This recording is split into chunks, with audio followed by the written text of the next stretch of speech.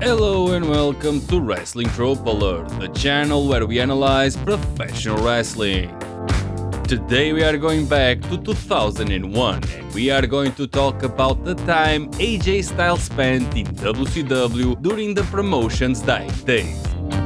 As always, don't forget to help the channel by clicking the subscribe button, liking this video or dropping a sweet comment below. Thank you for watching!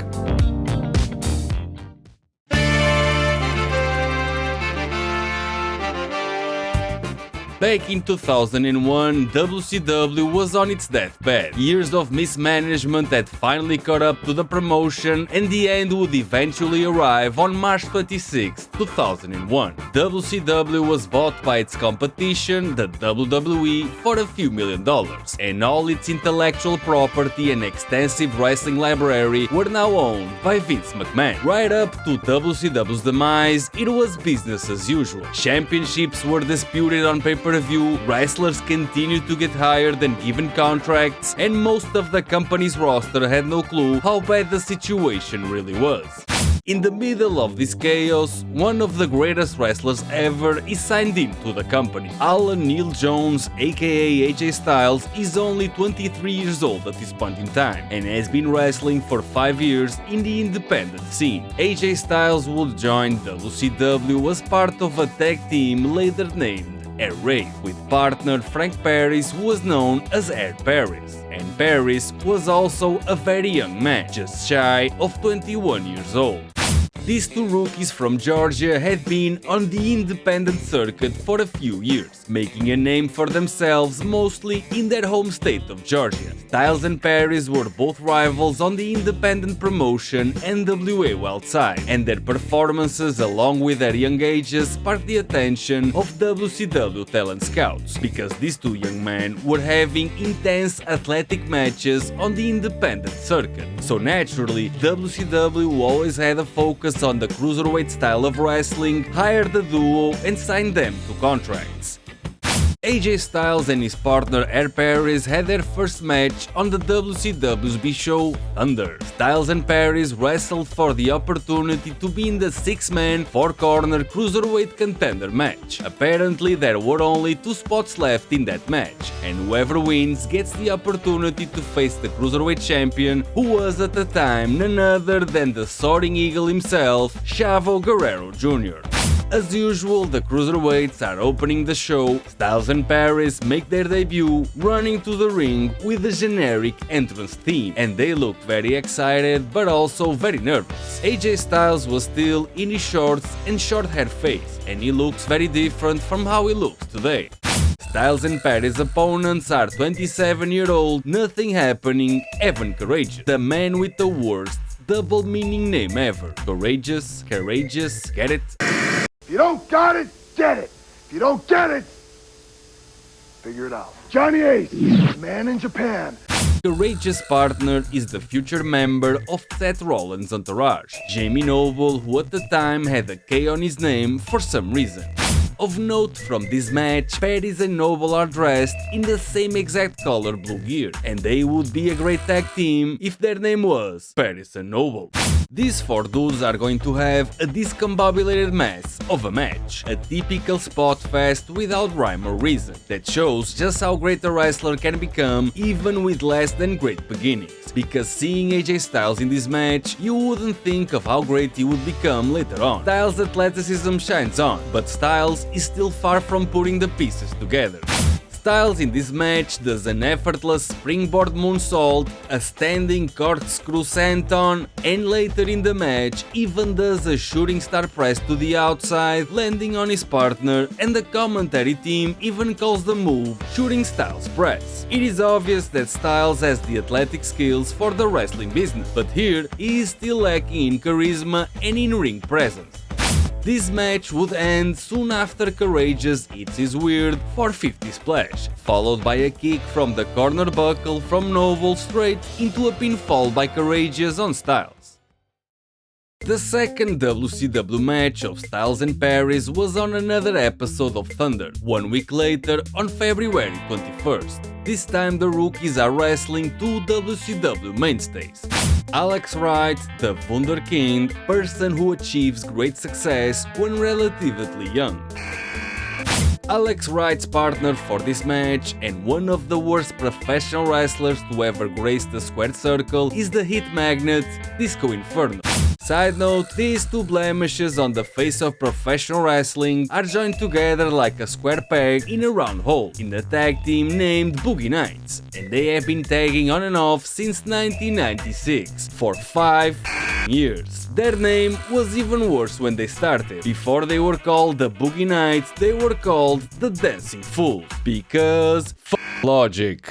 Styles and Parris make their entrance and come out to a new entrance team, being as excited and nervous as they were last week. Disco begins the match by signaling to his partner what he feels about these two young wrestlers, implying that they are small and no match for the great Boogie Nights team. Then the usual enhancement match bullshit ensues, even though Styles and Parris are winning this match. Parris and Styles only have the offense that the veterans allow them to have, and Parris and Styles get beat up for almost 90% of the match. The few times Styles and Parris have some offense, their opponents only sell it for half a second.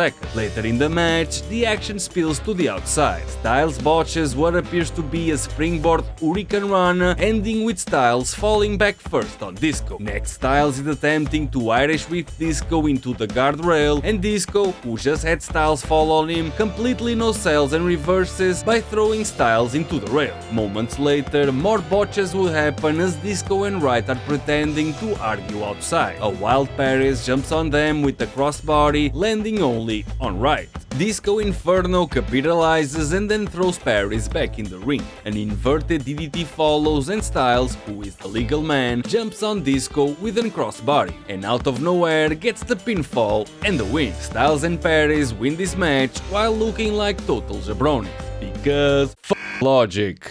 Side note, this was one of Alex Wright's last matches ever. According to Cage Match, he only wrestled one more match in WCW on Thunder and retired back in his home country of Germany in a match 2 years later against a guy named Chris the Baby Killer.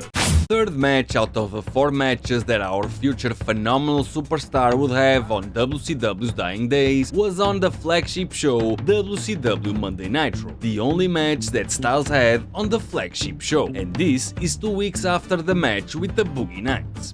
WCW is introducing a tag team championship for the WCW Cruiserweight division, 1 month before they go out of business forever, and Styles and Parris, who are at this point still not being called by Air Raid, are going to wrestle Elix Skipper of Running the Cage in TNA fame and the 2000s version of Razor Ramon if he was a Cruiserweight, Kid Romeo. Styles and Parris aren't running to the ring anymore. They now look calmer and collected. The honeymoon phase is now over. The match starts and Kid Romeo starts teasing the future phenomenal one. Styles responds in kind, looking very uncomfortable in the process. Kid Romeo goes on the offense, and 30 seconds in the match, it spills to the outside. Baseball slide, but Romeo catches Styles and feeds him to the barricades. Parris botches something, Skipper lands on Parris, Styles does a backflip off the guardrail and then gets Skipper on a submission. Jump kick by Parris on Skipper, Romeo then takes out Parris. No one sells for more than a few seconds. Back in the ring, Romeo goes face first into the mat.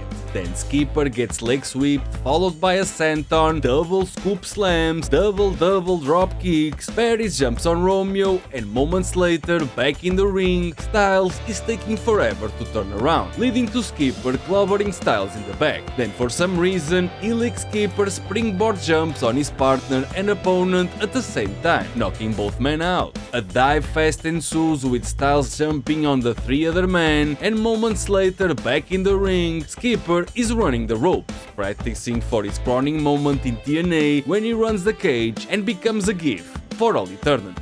Styles delivers a standing dropkick, still attempting to land on his feet, a move that Styles would later in his career modify slightly by landing on his knees and then getting on his feet. Phenomenal.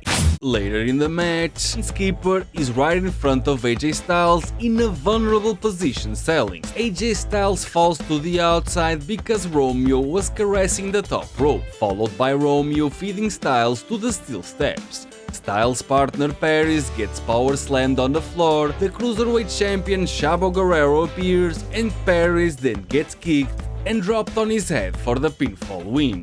Side note, Elix Skipper and Kid Romeo advance in the Cruiserweight Tag Team Tournament and would go on to win the Cruiserweight Tag Team titles at WCW's last pay-per-view ever, WCW GRIDT. Amidst the WCW chaos, Styles and Parris disappeared from WCW television for almost a month, resurfacing on the last WCW Thunder episode ever, on March 21st, 2001, 5 days before the eventual demise of World Championship Wrestling. The team, collectively named WRIGHT, makes their entrance dressed in flight suits with Styles, comically wearing aviator sunglasses that are too big to fit his face. Side note, nothing more relevant than ripping off the Tom Cruise movie Top Gun from the 80s 20 years later in 2001. The fourth and last WCW match of AJ Styles' young and upcoming career is against a team going by the name of the JUNG Dragons, who at one time was even a stable that also included Jamie Noble for some reason.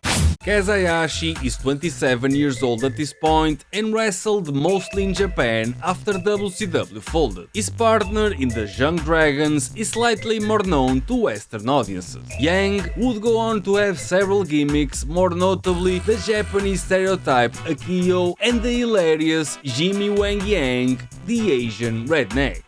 The JUNG Dragons vs WRIGHT match starts with Yang and Styles exchanging holds. Then the mat wrestling quota is filled and Styles gets thrown back first into the corner, and the match quickly devolves into a spot fest. When old veterans say that young wrestlers just do moves for the sake of moves in their matches, this is what they are referring to. Match goes for 8 minutes and 20 seconds and Styles, now renamed Hairstyles, midway into the match, uses his famous finishing move, the Styles Clash, as a transitioning move, a move that would later win countless matches and world titles.